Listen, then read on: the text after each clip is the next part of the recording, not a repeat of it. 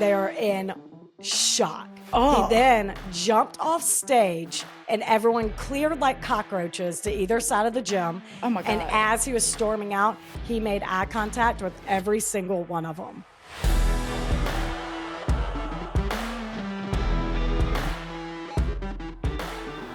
Hello, everyone. Welcome. Welcome to People Are the Worst. Boy, I'll say. Quick cancer update. It did not spread to my lymph nodes, which is great news. But yes, it is. Did find out I am stage 3. I'm not sure exactly what date I'm starting chemo because they want to do a PET scan first, just to make sure the cancer isn't anywhere else. But I do know it will be about 5 months of treatment. Yeah, as it stands now. Yeah. Right. Yep. So, and again, thank you everyone for your support. And I don't mean just financially. Thanks for telling your friends, subscribing, whatever. Thank you so much. Y'all rock, for real. Greatly, greatly appreciated. We're still going through emails, messages, everything. Y'all just rock. The encouragement, it's so lovely. It really is. And I'll keep y'all all up to date on, how the shit goes. Right. And then last thing, and then I'll get into it, but we do have another Texas flood GoFundMe, and they're at 95% of their goal. And it's here we go. Yeah, it's in memory of 8-year-old Mary Stevens. And it says this GoFundMe has been created to support the Stevens family. Mary had 2 siblings who are clearly distraught and probably asking very difficult questions, I can only imagine. Yeah. But it says that it was created to support the Stevens family during this incredibly difficult time. While some of the funds will help ease the immediate burdens that come with such a tragic loss, the heart of this effort is to create something lasting in Mary's honor, a way for her memory to continue touching lives just as she always did. Oh, that's nice. Yeah.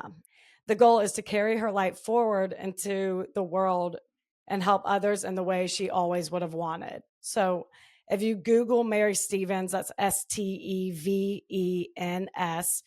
GoFundMe, it'll be the first link. What's the picture? Give an identifying. Her and her family. It's her parents are holding her and her 2 siblings. Yeah. Okay. Yeah. Cute. God. Babies. I know. Okay, let's get into it. But here's the thing, people. Rebecca's telling her story. My story. I read a 400 plus page book for this story, and it got to be really long. So Yes. I'm gonna my outline was pushing 30 pages, and I was like, "Ooh, yeah, this is gonna be a long episode." So I'm gonna have to switch it up on y'all, and this will be a 2-parter. Don't hate me. I have cancer. We're bracing for impact. Don't make her pull the cancer card. I will several times over. We haven't done a multi-series or like a multi-parter since our series for Natalie. Yeah, but that's the only one. Yeah, that's right? the only one. I mean, yeah. But yeah, after my outline got so long, I was like, ooh, A, this is going to be over a 2-hour episode. B, making it 2 parts might help out both me and Rach stay ahead of our game. Now we gained an extra week to do research on our next stories. Oh, yeah. And truth be told, given our recording schedule, I can't record for over 2 hours. Right. Like we would have had to go real early today.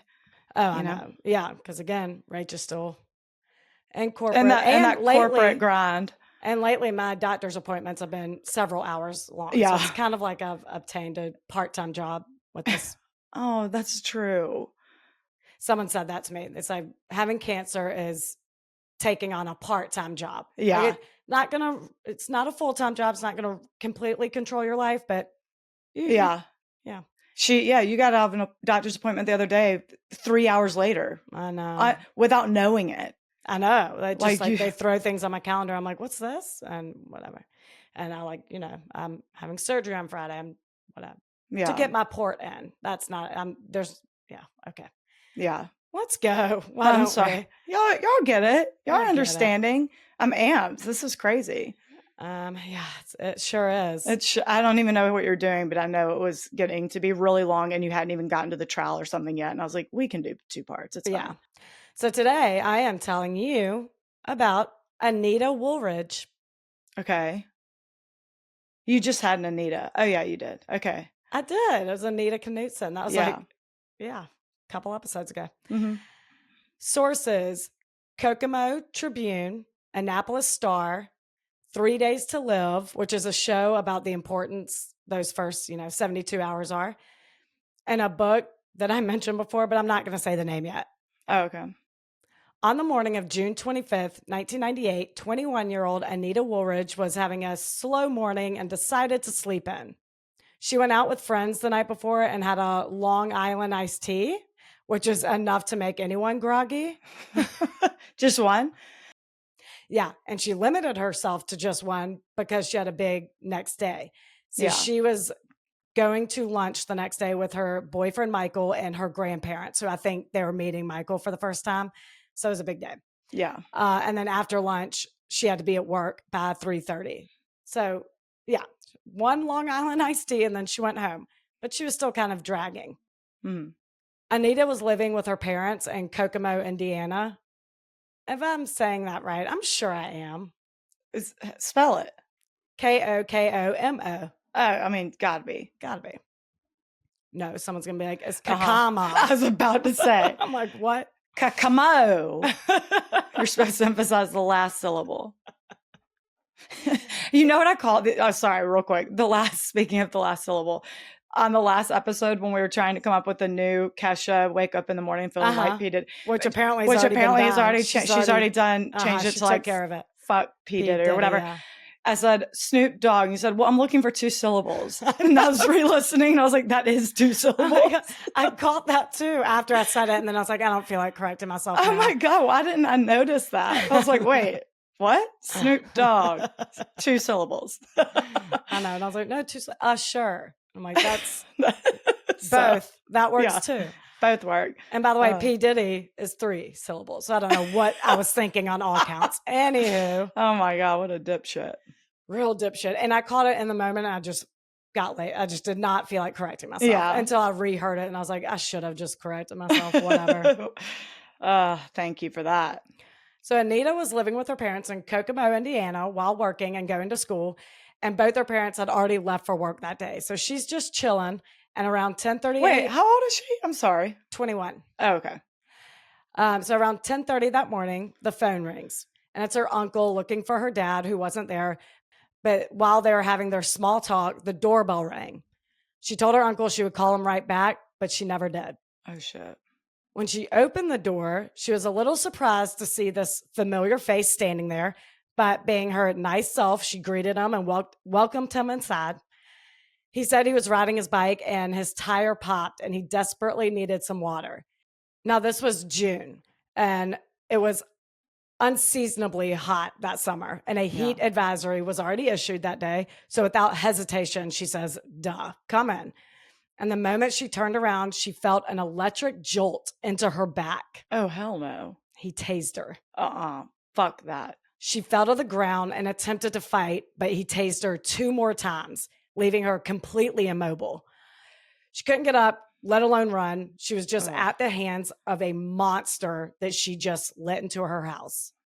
2 hours later, her mom, Katie Beth, comes home to see Michael, Anita's boyfriend, outside their house. Anita and Michael had been dating just under a year at this point, and because Anita and her family were so close, Michael had spent a lot of time with them, and he knew that Katie Beth came home for lunch. So he was just waiting to see if Anita was by chance with her, but of course she wasn't. Katie said she hadn't spoken to Anita since that morning when she crept into her room and told her that she was leaving for work, and that's when Anita explained that she was sleeping in, had a big day, all the things. Mm-hmm. Michael was supposed to pick Anita up at noon for their lunch date with her grandparents, but when he got there, no one was answering the door.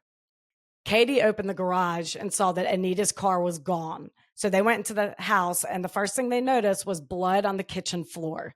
Shit. It's not a ton. It's not enough to conclude that someone had been stabbed, but it was enough to, someone definitely got hurt. Yeah. Yikes. They also see the screen from the kitchen window into the garage is pushed out. And so this confused me, but I think how it works is the garage is attached to the house, but there's no door to access it like you would assume. Like maybe the garage was added onto the house after it was already built. And for some reason, they failed to add a door, which honestly is the only benefit of having an attached garage Oh, to a yeah. house. Right. So someone really screwed the pooch there. But nonetheless, there wasn't one. So there was a kitchen window that looked out into the garage. Oh, God. But the only way, to access the garage was to walk outside and open the door, like the garage Oh, door. my God. Yeah.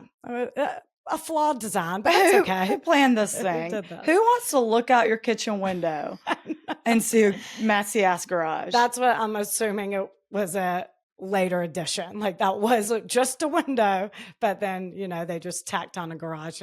If I were to guess, I bet that was like a design from the 60s. We used to have the quirkiest house in Atlanta. Was, like the garage was added later and it was like the cheapest shit you've ever seen. Sure. That's just, wow. Yeah. Knowing something is clearly wrong, Katie grabs the phone and dials 911. Officer Steve Rogers comes to take the report, and they start looking around the house, and her mom notices that Anita's glasses and her contacts are still in her room. And she tells cops immediately Anita was taken. Oh. Anita can hardly walk without her glasses, let alone drive. Yeah. So she said, there's no way Anita is driving that car. Mm-hmm. Cops asked for a description of the clothes she was wearing, but Katie said she hadn't gotten dressed yet when she last saw her. She was wearing a red robe, which they cannot find in the house. Oh. Obviously setting off more panic in her poor mom. Yeah. Cops collect the blood from the kitchen floor. They also collect a piece of electrical tape they found outside that had red fibers on it. So thinking that's probably the robe. Yeah. And seeing that piece of tape is what made cops immediately treat this like an abduction. I don't think runaway was ever considered. Oh, so good. Yeah. Props to Kokomo PD. Because, a 21-year-old who's been missing for only 2 hours could easily be brushed off. Yeah. They jumped into action immediately and called in more investigators to get to the scene. Good job, Kokomo. Go, Kokomo. Normally they'd be like, no, she went out for more LITs is what she wanted. She's out partying. LITs, uh-huh. She's out partying. Don't worry, she'll be back in a few days. And they're like, that's supposed to comfort us? Right, great. Oh, good. Detective Michael Hallseipel was one of them, and he got his ass up and started knocking on doors. Oh, good. Those were his words, not mine. Oh, good. So they start canvassing the neighborhood because, remember, this is broad daylight. Surely someone saw something. That's what I was asking about the year. I was like, do we have Ring yet? No, we don't. Not even close. But we have people with eyes. Oh. Mm-hmm. And ooh. You know what? And a will to stay out of everyone's business? No, she had a will to get right in people's business. Hell yeah. The neighbors? Those eyes of hers. Yeah. Oh, Mrs. Kravitz. Get it, girl. Well, she said that she saw a white man in a hoodie. Which this is her across the street neighbor? Yeah. Did you specify that? Okay, sorry. Yeah, across the street neighbor. Saw a white man in a hoodie, which stood out because, I kid you not, the heat is mentioned 1,000 times in this book. Oh, so yeah. It was a hot day, and he's wearing a hoodie. That'll catch your eye. Mm-hmm. She also said that he had a backpack and was walking towards the Wooldridge's house. But it was only a glance. Other than the fact that he was white, there was no other detail she could see. Cops are stunned that the culprit might be a white dude. I was like, are they? They're like, no. Okay, well, you've not helped at all, but I'm glad you saw the hoodie. Was he actually on a bike? No, he was not. Oh, okay. So she had nothing. No, she had nothing. Cops asked Anita's friends if anyone had beef with her, but no one did. And Anita worked at UPS, I think. And like I said earlier, she was supposed to be there at 3:30 that day. So they go to see if she shows up, but of course she doesn't. Mm-hmm. Her coworkers and boss said Anita came in no matter what. She could feel like shit and she would never miss a day. They also said that there was one employee, John, who seemed very interested in Anita, and he too was actually on the schedule that day, but he never showed up. Oh, I don't like that one bit. Neither did they. So cops get his address and go to his house, but no one's answering. Being their first big lead and potential suspect, they assigned cops to sit in an unmarked car outside of his house and wait for him. They put out a bolo for her car, but not one call comes in. They even get helicopters and fly over these like sprawling cornfields because apparently it's not uncommon for cars to get stuck back there if someone were to drive through it. Yeah. I don't know, but they don't see it. Mm-hmm. Detective Rogers said that night, not one cop went home. They stayed up pretty much all night working the case because an abduction / potential murder is by far the biggest case this police department has ever had, and the pressure was mounting. Yeah. Good for them. So it's barely been a day, and Anita's friends and family are hanging posters everywhere, forming search committees, calling the media to spread the word. And the next morning, one of Anita's friends comes into the station and tells detectives about a guy Anita was friendly with who gave everyone else the creeps. Mm-hmm. It was a guy nicknamed Bear, who apparently is a little sketchy, according to her friends. They saw him out socially, but no one really knew much about him. He made the move on Anita one night, which she rejected, so he could have been pissed off. Mm-hmm. But they get his real name, they contact him, and he says he was at work that night. And he says he was at work that day, which his boss immediately confirms. So Bear's in the clear. And as soon as he's ruled out, they get a call from one of the undercover cops outside of coworker John's house who said he's finally come home. After almost 2 days on their stakeout, they approached John, who said he wanted to get out of town and blow off some steam. John's really not coming off well. No, he's not. They approach him and he's like, I got to get out of town. Sorry, I'm on my way. No, he said he was out of town. He was blowing off steam. That's why he hasn't been in town. Yeah. Still not great. Sorry. Not a great look. Yeah. They initially didn't buy his story, but he gave them receipts from his trip, and they tested the legitimacy of them. To make sure he didn't mock them up. Yeah. Just mock up a few bullshit receipts, which, by the way, would be a smart move if you were trying to get away with something. But John wasn't. They were real receipts. Okay. He was out of town during the disappearance, so John, too, is ruled out. Now they're back at square one, and they start looking at her boyfriend, Michael, again. They already questioned him the day she went missing and let him go, but when looking back at the interview, he seems very nervous on the warm-up questions, which is very understandable. Yeah. It is a nerve-wracking situation, but he couldn't really answer where he was the night before Anita's disappearance. You know, cops sometimes start with casual conversation, make you feel comfortable and then ease into the difficult ones. Yeah. Well, I think they were doing that. And so they were like, so what'd you do the night before or whatever? And he kind of stumbled over his words, saying something about how he dropped Anita off after their night out with friends and immediately went home. But he was pretty fidgety about it during that first interview. And now that they kind of want to dig a little deeper and see what that was about. Mm-hmm.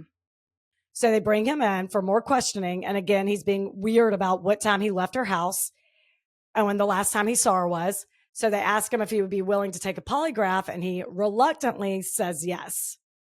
And then he fails it. They press him on it, and he finally breaks down that the reason he's lying is because the night before her abduction, he did not leave Anita's after dropping her off. He secretly stayed in her room without her parents knowing it. And he lied about it because that is very frowned upon in the eyes of her parents. Okay. Anita grew up in a very strict religious household, and Anita herself was very religious. But they had strict rule, and even though she's 21 years old, they had very strict rules about what time Michael had to leave, and spending the night was for sure not allowed. So in an effort to protect Anita's reputation, he lied to police so her parents wouldn't find out. Okay. I mean, that is something kids do. Kids, I know, but being an adult, he's 21. Yeah, I mean, there's a part of me that's like, dude, recognize the seriousness of the situation and just tell the cops from the jump. Because now they've wasted precious time investigating you when there's a potential killer out there. But then a part of me is like, oh, you didn't know. You seem a little sheltered. And it's like, oh, you didn't know. It's, a really immature way of thinking. Right. But, okay. So was he still hooked up to the polygraph with that little story? No. In fact, I saw somewhere that he was only asked 2 questions. We got to get this kid off. Do you know where Anita is? And did you have anything to do with it? And he failed those? He failed those because he was just thinking about how he's actively lying to the cops about where he was. Yeah. Wow. Okay. So what time did he actually leave? late, like early morning hours. Yeah. So Okay. snuck out before her parents got up. But Uh-huh. I'm sure that's secretly why was so tired the next morning. Yeah. And I think any other police department would be like, the fuck are you talking about? You are such a liar. But Detective Rogers said that Kokomo as a whole is very conservative and they believe him like straight away. They're like, oh yeah, that makes sense. Now you get out of here. You Get out of here. You go repent. You go to church, you dirty, dirty little kid. And repent. And dirty then, sinner. Why do you keep calling him a kid? I don't know. 21 in my eyes. Oh no. They have diapers on. Right. I don't know.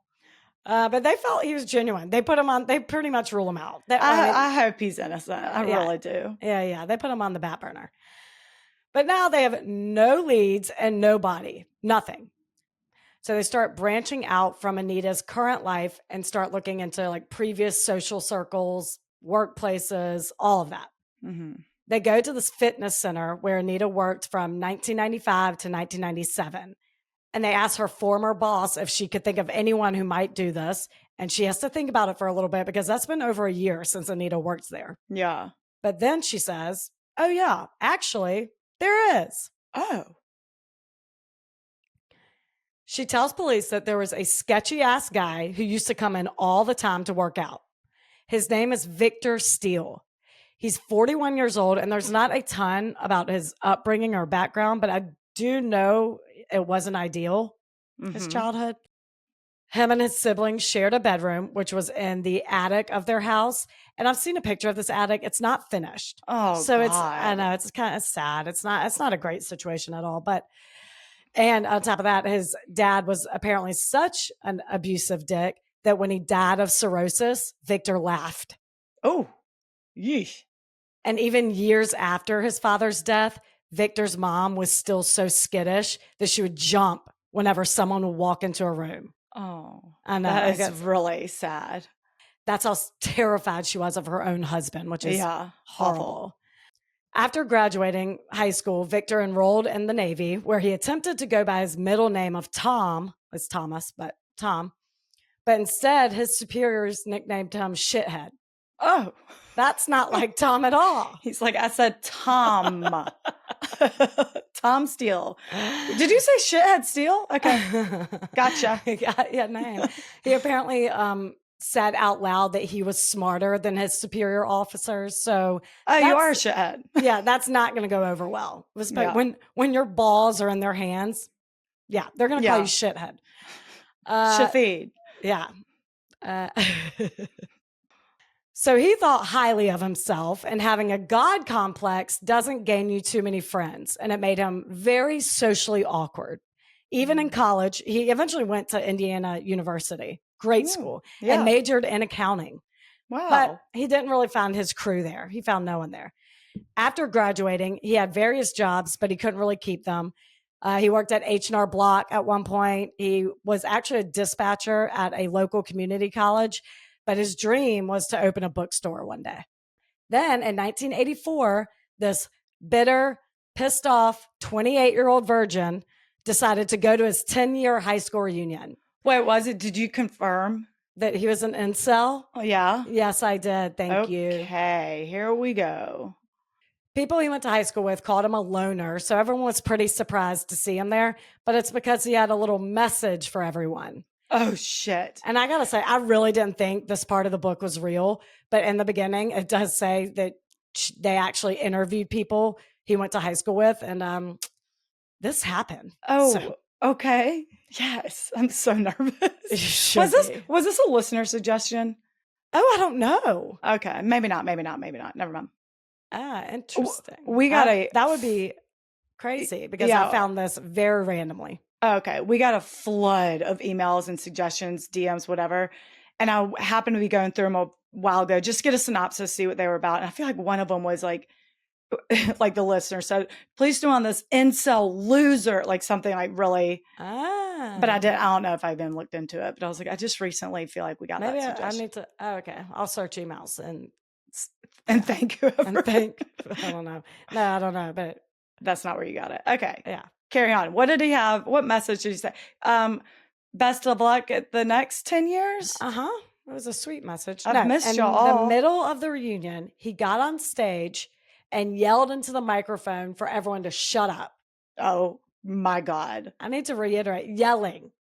It's very unnecessary to yell into a microphone. So that made it all the more jarring to Oh my people. God. This is before cell phones too. What a bummer. What a missed opportunity, Missed for a opportunity. viral video. Oh my Oof. God. Couldn't But do this I shit today. assure you they are still telling the story. Okay. So Sorry. Go. What did he say? he pointed at random people in the room and I remember you and you and you, every last one of you motherfuckers. You all made my life hell. You all thought you were so much better than me, but we all see who's in control now, don't we? I am. Mark my words, you bastards. If you ever have another one of these stupid reunions, I will slaughter every one of you. I'll enjoy watching you breathe your last breath.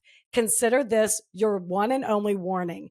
And I promise you, it'll put San Ysidro massacre to shame. Oh shit. That was the shooting at the McDonald's in San Diego in 1984. So only a few months prior to this reunion, 22 people were killed, 19 were injured.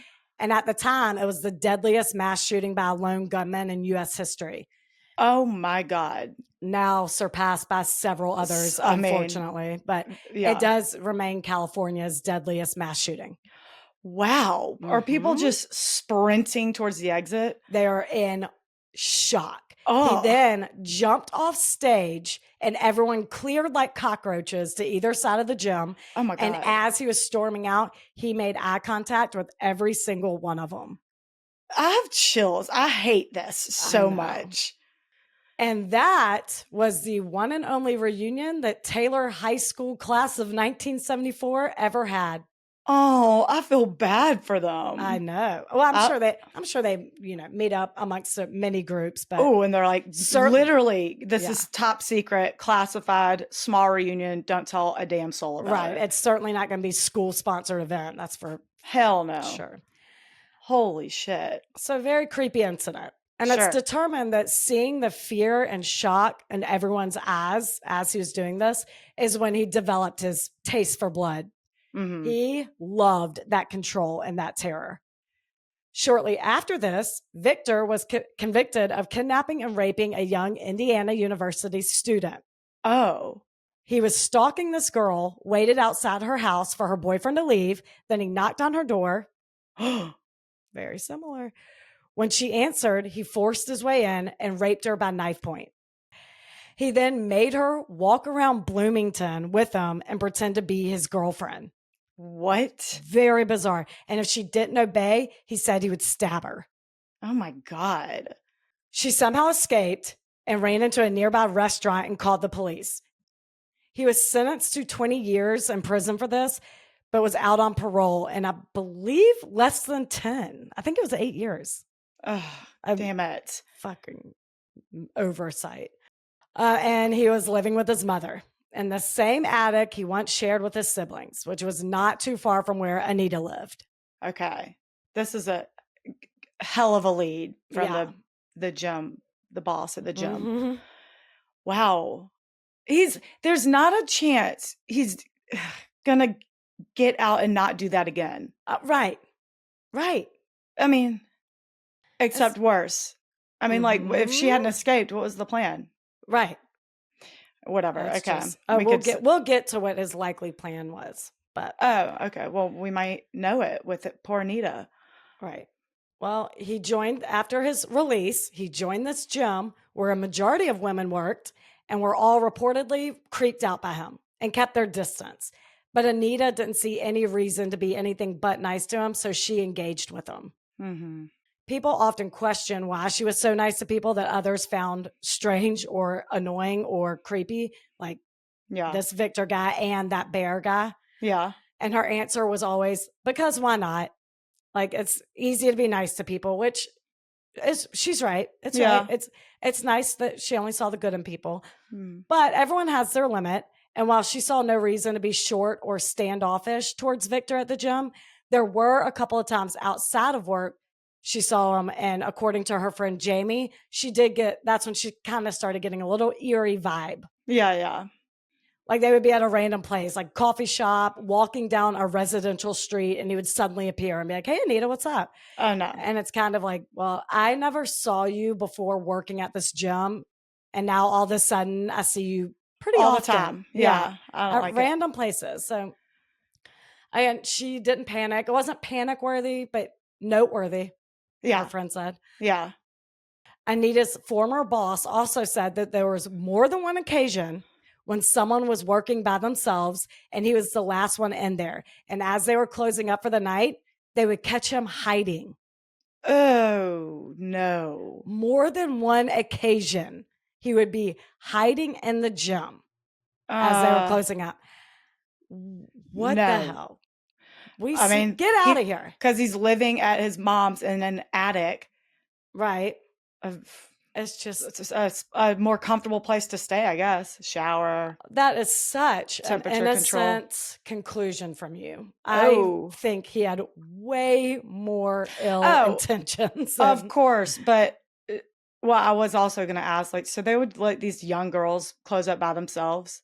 I don't know how young is, but yeah. Like Anita. Not Anita, no. Oh, okay. Anita wasn't. She never experienced that. The owner herself did, Oh, and okay. one other employee said she did. Oh, wow. Okay. Yeah. So I That think is an something innocent- more. It's more sinister than he just didn't want to go back to mommy's. I mean, yeah, you're right. So naive. We're 160 something episodes Yeah, in. here you are and thinking the best of people. That's my response. Right. No. Come on. God, how Don't be an embarrassing. idiot. That is a good thought for an idiot to say. I know. Stupid. After this, and after several women complained about how creepy he was, they revoked his membership in 1996. And even after, the owner would still make it a point to tell her employees, including Anita, to always look around the parking lot before walking to their cars in case he's out there. God. But after his membership was revoked, he kind of fell off Anita's radar. Like she never really saw him, even in the random spots around town. It was just kind of done. So that was 2 years prior to her abduction. Yeah. So cops are thinking, great suspect, but not 100% convinced he was their guy since it's been a couple of years. Yeah. They asked her friend Jamie if anything else stood out about him since she was always with Anita when they randomly saw him. And she said, no, he was very unremarkable looking guy, but he always had a backpack with him. Okay. And just like that, Victor Steele is number one suspect. Wow. The neighbor said that he had a backpack, right? Yeah. Because remember, just because Anita hasn't seen him in 2 years doesn't mean he hasn't seen her. That's right. Since this is a smaller police department with limited resources, Detective Rogers reached out to his friend who is an FBI agent and worked in their behavioral science department. Rogers occasionally tapped into this friend when he needed help profiling someone. And he said, in terms of sexually motivated crimes, as we all know, the more people commit them, the better they get at it.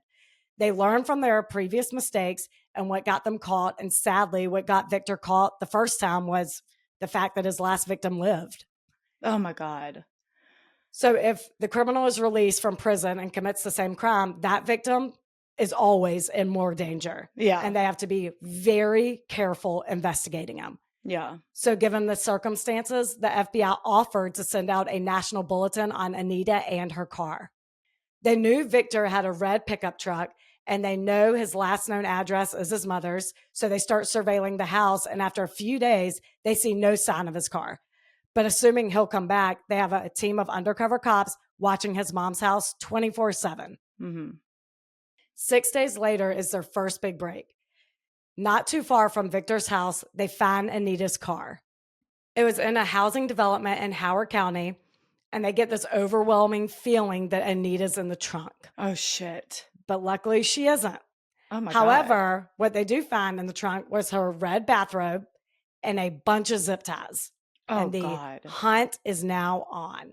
All hands on deck. All hands on deck. How long after the abduction is this? How many days? 6 days. Okay. Wow. There were no usable fingerprints inside the car, but they were able to lift what appeared to be an elbow print from the driver's side window. Okay. And an elbow print had never been used as evidence in an investigation before, but they decided to send it to the state lab anyway to keep on file. Credit card statements determined that Victor rented a car in Indiana a few days before Anita's disappearance. So they went to the rental company, and records showed that he traveled 910 miles before returning it back to the rental place. Wow. So 900 miles round trip. So detectives got a map and drew a 450-mile circle around Kokomo to see which towns were within that radius, which is a ton of them. I mean, I actually did my own homework and looked at various cities and towns he could have gone to, and there are so many. I mean, Buffalo, New York. I was about to say, Charlotte. Canada. You get into Canada up there, Yeah. so they could rule that out if customs is like, no. For sure. Charlotte, Baltimore, Philly, Little Rock, Memphis, Milwaukee, Minneapolis are all about 450 miles away from Kokomo, Indiana. Mm-hmm. And those are just the bigger cities. Yeah. Like, there are endless small towns. Right. So digging further into his bank statement, they see that he got gas from a convenience store the same day he rented the truck, but there are no details on where this gas station was, no address, nothing. They just have a store number. So detectives called the parent company and asked where that particular store was located. And they say La Crosse, Wisconsin. Okay. One of the small towns that the circle that the detectives drew intercepted. Mm-hmm. As being 450 miles away. They're doing great work so far. Yeah, they're doing great. So the next day, 4 Kokomo detectives fly to Wisconsin and meet with local law enforcement and FBI agents. Hell yeah. I love when agencies work together. It's my favorite. It's great. The sergeant in Wisconsin said it looked like the Kokomo cops hadn't slept in days trying to find this poor girl and give her poor family closure. I love them so much. I love them, which was very clear. Their drive was very evident by the fact that they were even there to begin with. Like, there's no concrete evidence that Anita was ever there. They know Victor was at some point in the last week, but easily, he's returned the car. He's back in Indiana for all they know. Right. So they're going off a hunch, really, and just working every lead to the death of it. Mm-hmm. So now to recap, they have a team of undercover cops in Indiana sitting outside Victor's mother's house. And again, his truck has not been there all week. Mm-hmm. So now they have a team that's already in Wisconsin. They're just literally driving around La Crosse looking to see if they can find his red pickup truck. They have no idea. I know he rented a car to go to Wisconsin before, but he returned it. So they're thinking maybe he's back in his red pickup truck. His red pickup truck is a piece of shit and often broke down. So if he was committing a crime or needed to get rid of evidence, that's probably why he rented the car. Yeah. And maybe he came back for his... Right, with his red pickup truck to check on things, and it may have broken down. Yeah, they just don't know where it is, and they have proof that he was at one point in La Crosse. Okay, go on. Right. Good job, detectives. So now they have a team of Indiana cops driving around Wisconsin looking for him. FBI working on the case behind the scenes at the command center in Wisconsin, and a team of Wisconsin police contacting every property renter listed in La Crosse's yellow pages to see if he's rented a property, rented a storage unit, or something there. Oh, because he has no ties to La Crosse, Wisconsin. No family. We know he has no friends there. So they're thinking the only logical explanation is maybe this 41-year-old wants to get out of his mom's house, start fresh in a new town. And, and if he's responsible for Anita's murder, it makes sense for him to choose a random ass small town like this. Yeah. So undercover cops outside his mom's house are getting antsy and they want to speed this shit up. They notice there's a car, not his. They notice a random car outside of his house with a for sale sign on it. So they knock on the door pretending to be interested buyers. Yeah, hell yeah. His mother invites them inside to talk about it, and they eagerly accepted, but obviously they have no warrant. So they have to be very sneaky about looking around. Yeah. And if they do look around and see something, shut your mouth about it. Right. But they're wired, by the way. So FBI and the team in Wisconsin are listening. Okay. Here we go. She gives them the rundown of the car's history, mileage, whatever. but says she doesn't know about the price because it's her son's car and she doesn't know what he's asking for it. Mm. They're like, oh, well, then we'll just ask him. Have you seen him? Mm-hmm. He around? Well, they tell her that they're very interested in making an on-site purchase and suggest that she call her son. Mm-hmm. But she said she can't do that because he just moved and hasn't gotten his phone set up yet. Oh. Dead on with the profiler suggesting that he rented somewhere. Like, Yeah. they're like, God, this guy's Okay. good. They had to be very careful in this operation. They didn't want to tip off his mom at all because she could easily give Victor the heads up that, if she became sus. Right. So they don't even attempt the casual conversation of like, oh, where'd he move? Like nothing. They say nothing. Instead, they give her their number and tell her that next time he's in town, call them and they can set up a time to come discuss the price of the car, and they leave. But as they're walking out of the kitchen, one of them sees a handwritten note on the fridge that says 812 Clinton Street. Oh, okay. Hell yeah. Uh-huh. They get outside and the detective whispers into his wire, is there a Clinton Street in La Crosse? And the FBI agents say, yup. Oh my God, this is getting very exciting. I know. Let's go to 812 Clinton. And they say, go to 812 Clinton Street. He's there. So Indiana cops, Wisconsin cops, and FBI agents get in several unmarked cars and skirt the fuck out of there. Hell yeah. They pull up and it's an old abandoned church. It has bars on the windows. Some are boarded up. It's a creepy discovery. Yeah. And right outside is his red pickup truck. What? Mm-hmm. How? Okay, so he did drop the rental off and then got head in his back own up car there. and head back up there. Okay, he doesn't have an accomplice. That's what I was worried about. Well, they don't know that yet. Oh, okay. That's what they're worried about too. Oh, man. And by the by, if we do have any La Crosse, Wisconsin listeners, this appears to be a very nice restaurant now. Oh, great. Pagriba restaurant. Fantastic Yelp reviews. Great date night spot. Go ahead. Fancy. Y'all. Fancy. These are the rabbit holes. I was searching at Yelp. I was like, I want to see what this is now. And it's like this nice restaurant. I'm like, okay. Yeah. If anything in one of the stories I'm researching has an address of note, I'm 100% going to see if it's torn down, see if it's still there, see if it's a nice restaurant. I bet we have some La Crosse listeners. It's not like a tiny town. I mean, you've heard of it? Yeah. It's not, it's just, I would think it's a small city. It's not like tiny. My population said it was like 600 people in 2023. What? I think maybe I missed. Wow. Okay, I stand corrected. Metropolitan area. I don't know. Is that right? Maybe I got that wrong. Let's see. Yeah, 51,000. We can just leave it at that. That is so weird. That maybe I accidentally did Kokomo. Whatever. Yeah. That sounds correct. Anyway, go on. The team back at the station found the owner of the building's contact info and confirmed that Victor Steele did in fact sign a lease.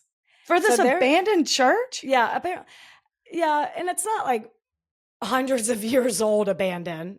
Apparently there was a former tenant in it even. And they did like conducted business out of there. So I think it's somewhat renovated into living conditions, but like the windows are barred and boarded. I don't understand. Yeah. Wow.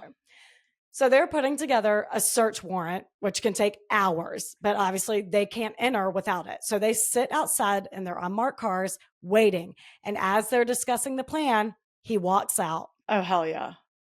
He gets in his car and starts driving, and they are right behind him. He pulls into a lumber yard, and Detective Hallsapple follows him inside.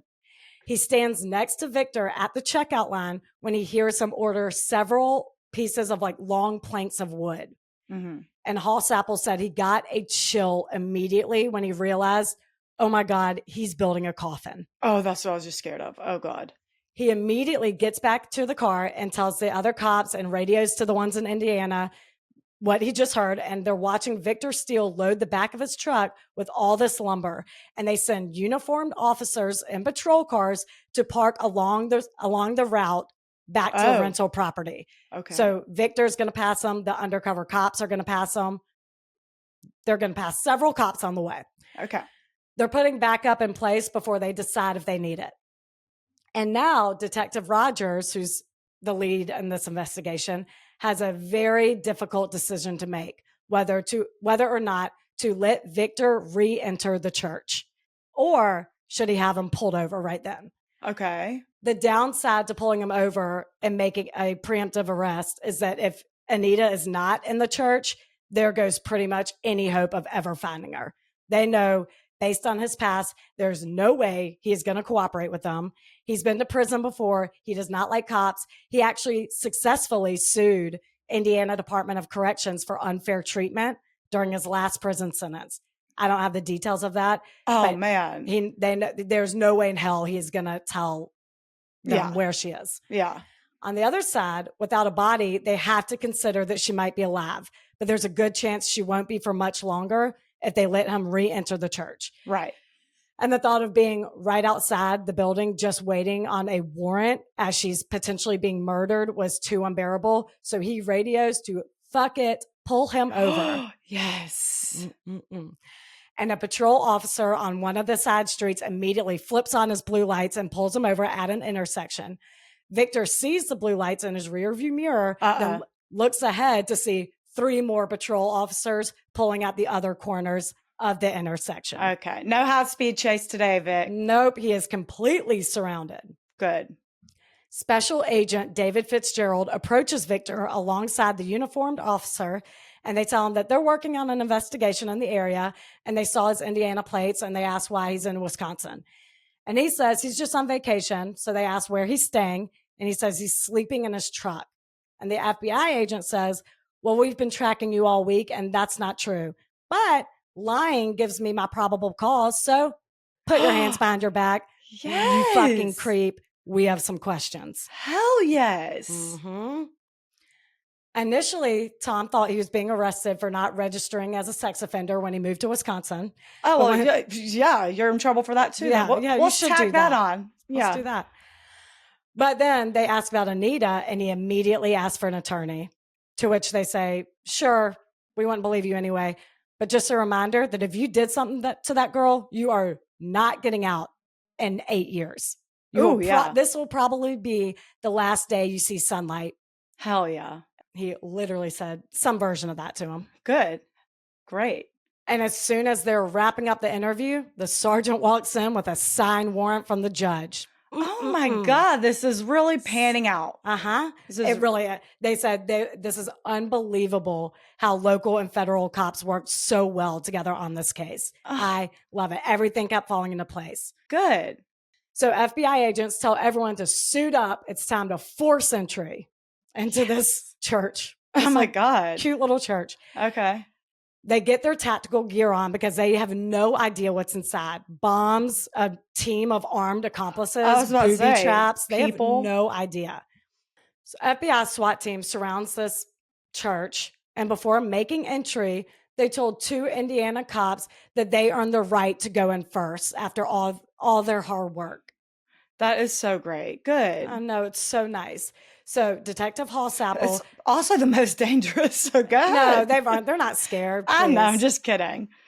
They're like, we don't know what's behind these doors. You two go first. You two get in there. You've earned it. And they're like, oh, well, this. That's okay. That's fine. Y'all can do it. Detective Hallsapple, and yeah, right. They've been waiting this moment their entire lives. I know. It's so great. So Detective Hallsapple and another officer put on FBI bulletproof vests, grab those giant ass guns, and lead the charge. Let's go. Now, this is all happening in the middle of town. A SWAT team is about to enter an abandoned building right in the middle of town. So everyone is watching outside. According to you, the entire town could be out there. What the hell's going on? And they are. And I imagine they're screaming like, everyone get inside. And the townspeople are like, no. You have helmets and body armor and giant guns in our town of what I thought was 600 people. Yeah, that really would. 51,000 people. Be crazy. We're not leaving. That's so they don't. It. No, we're on public streets. Yeah, Carry off. on. We're across the street, sucker. Let's go. When they enter, it's dark and very still. Everything you would expect expect it to be. It's dusty, trash is everywhere. Yeah. And right in the middle of the room is a TV that's blaring. Ew. Very eerie. But detectives said when they turned it off, that was actually the scariest part. The air was just still. It was very dark, only a little light coming from in between the boarded up windows. It was just quiet. And hot as hell, I bet. Hot as hell. The book even said that one of the officers stepped on a floorboard that creaked and it scared the shit out of all of them. God. Like, that's how silent it was. Yeah. So that's what you want, uneasy armed I men know. who scare easily. Yeah. Who jump at sounds. That's good. That's great. But they're making themselves known. They're yelling police. They're yelling Anita's name. They're yelling that they're from Kokomo Police Department. Mm-hmm. That they're from La Crosse Police Department, that their FBI is there. She's safe. They're here to help, but it is dead silent. Damn Nothing. It. I know.